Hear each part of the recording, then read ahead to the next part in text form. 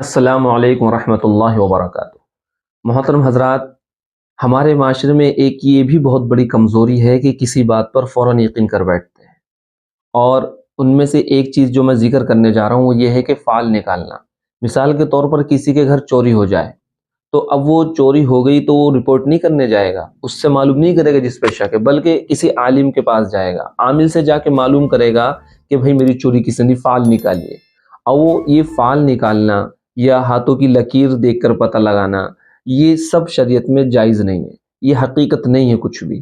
اس پر عمل کرنا، اس کو سچ سمجھنا جائز نہیں ہے، کیونکہ آپ دیکھیں گے اگر ایک عامل کے پاس جائیں گے وہ کسی اور کا نام بتائے گا، کسی اور کے پاس جائیں گے وہ کسی اور کا نام بتائے گا، وہ کسی طریقے سے دیکھ کے کسی اور کا نام بتائے گا، تو یہ پھر اس میں بہت ہی نقصان دہ چیز ہے۔ کیوں؟ جس کا وہ نام بتائے گا حقیقت میں وہ نہیں ہے، تو پھر آپ اس کا بدگمانی کر بیٹھیں گے، اس لڑائی جھگڑے شروع ہو جائیں گے، اسی نے چوری کی ہے۔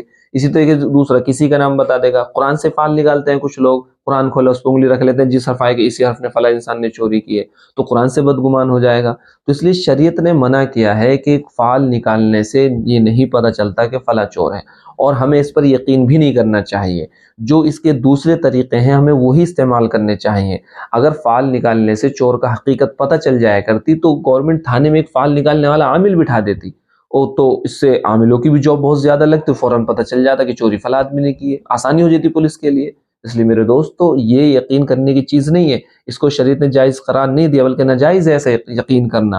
اور اس فال اگر کسی نے نام بتا بھی دیا کسی فال نکالنے والے نے، اور وہ ہمیں پتہ نہیں حقیقت ہے یا جھوٹ ہے، کوئی ہمارے پاس پروف ہے ہی نہیں، شریعت میں ہے ہی نہیں ہے کہ ہاں وہ حقیقت ہے، تو اس پر ہم یقین کر بیٹھے تو بالکل ناجائز ہے۔ اس لیے ہمیں جو چور کے پتہ لگانے کے جو دوسرے طریقے ہیں ہمیں وہ اختیار کرنے چاہیے۔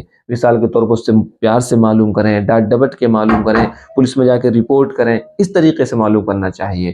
یہ نہیں کہ ہم فال نکال کر کے بیٹھیں اور اس پہ یقین کر لیں۔ تو اس لیے میرے دوستو، یہ عقیدہ صحیح نہیں ہے اور اس سے چور کا صحیح پتہ نہیں چلتا۔ السلام علیکم ورحمۃ اللہ وبرکاتہ۔